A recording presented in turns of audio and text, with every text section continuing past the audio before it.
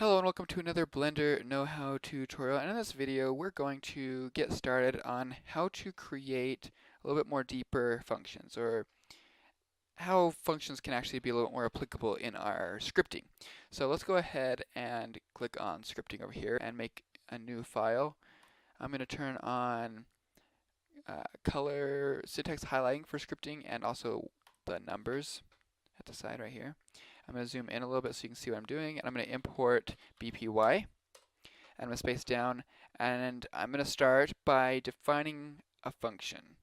So if you don't remember how to do that, you just do def for define, and then you call whatever function you want. I'm going to start with the delete all that we talked about in our previous tutorial on functions that gave a very, very brief explanation. And I'm going to call pretty much the same thing. So I'm going to do bpy.ops.object.select all, and I think it is an action equals select.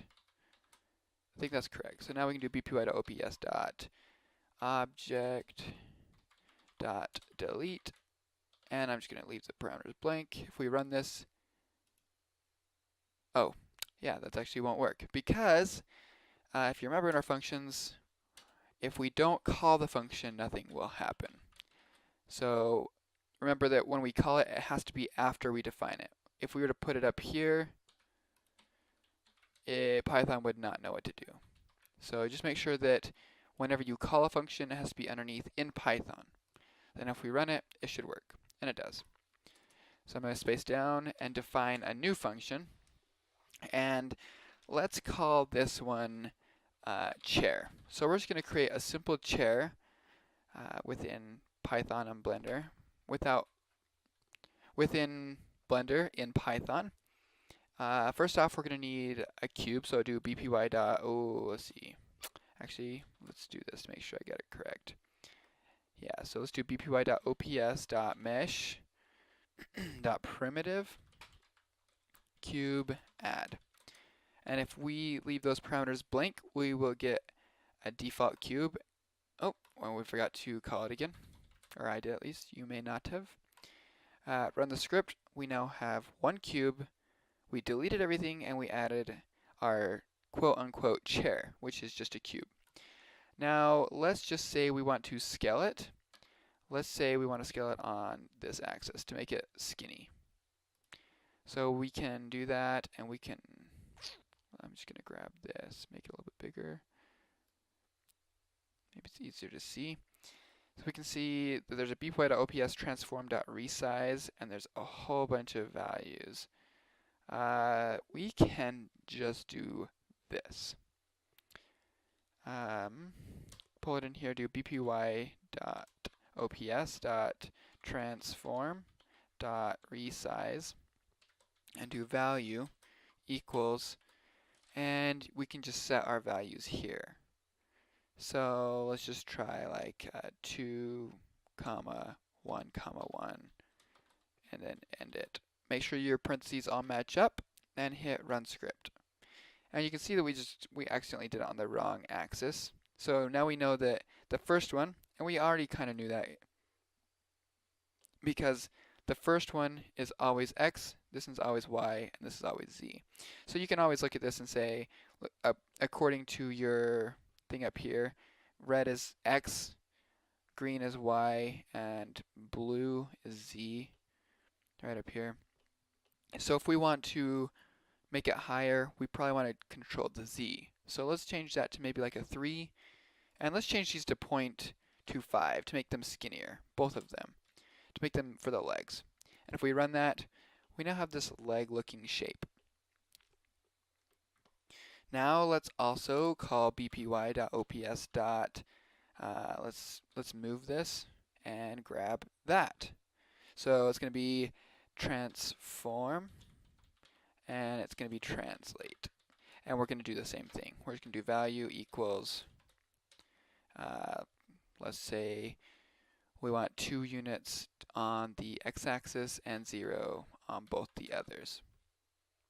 So now if we run this, we should get pretty predicted results that that's where that's going to be. Let's copy and paste that code right after the other one. And just all we have to do now is change this to a -2. And this will change it so that it goes -2 this way. If we run that, our chair function now has created the 2 legs. We can now call, if we duplicate that, we can now say we want to move so this is our first leg, this is our second leg. Our third leg, let's say we want to move it on the y-axis, the green one, by, let's see, probably 4. If we want it to be exactly square. So let's change both of those to 4 because we want them both to move 4 this way. And if we run that, oh, I guess it would go that way. That is the positive direction, but that's okay. That's still like the same kind of result we want. So we're getting pretty good. We're getting pretty close here. And let's just do bpy.ops.mesh. Actually, let's just copy and paste one of these one more time. It may get a little confusing. If you add spaces in here, that is completely fine, just so you know what's going on. Maybe what I'm going to do is I'm going to leave all 4 of these legs together to keep it together, so it's kind of easier to read on the eyes. And then this down here is going to be the rest of the thing, of the chair. Also, another idea that you could do is you could define another function above this for each of these. Actually, let's go ahead and do that. I think that would be a good idea. So right here, let's define legs. So now we can pull all of these into our legs function. Now our chair can just call legs. Now it's going to call and it's going to run all of this right here. Now we can start making we'll make this be the platform that we sit on. So let's go ahead and take, we have our cube and we want it on the x-axis. We probably want this to be a 4. And on the y-axis, we want this to be 4 as well. And this was probably going to be 0.25. If we run that, oh wait, and we don't want to move the, actually we will want to move this. We'll want to move it on the y-axis by -2. These are all guesses, just going on where this is at. Actually, it should be 2 because this is positive. I keep forgetting that's positive. And this should probably be 0. Oh, so I was a little bit off. That's okay. So let's change this to probably 2 now. Okay, that's actually pretty close. Now we just need to move it up higher, which is on the z-axis. And it's, I think, by 2, I'm guessing. What do we, oh, we have it by 3. We have the number right there. So let's just run it. There we go. We could possibly make this a little bit bigger so that it overlaps on the edges as a chair would. So it'd be like a 2.25. Now it should, oh, actually it's lined up exactly perfect. And you can do the math for all this. That's a really cool thing about Python is the math is there. You have all numbers and you can just figure out exactly what dimensions things should be. Let's just say now these legs we want to make taller. Let's just go up here and make them taller. So instead of 3, let's do 6 for that one and that one because those are our back 2 legs. Oh, and we're going to have to move them up as well. So let's find or translate, move them up by 3 on both of those. And now we have the back of our chair. Now if we want, we can add, let's add one more function to finish off this video. This is going to be our back. And we'll do it right here. Define back. So now this is going to be the back of the chair. Let's create, I'm just going to copy this. Let's create, so we have a cube. We can now resize it. Let's not do that. Let's do on the x-axis, let's do 2. On the y-axis, let's do 0.25, and we'll leave the z-axis as 2.25. So now we have a cube or a rectangular prism that's shaped this way. Let's now translate it.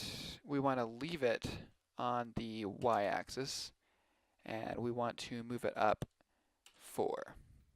And yeah, let's run that and see where we get. Yeah, so we're getting close. Now we just need to copy it up and down. If you know for loops, you can just do that up there. But for the sense of this tutorial, I'm just going to copy and paste a few of them and just change this to 5, 6, 7.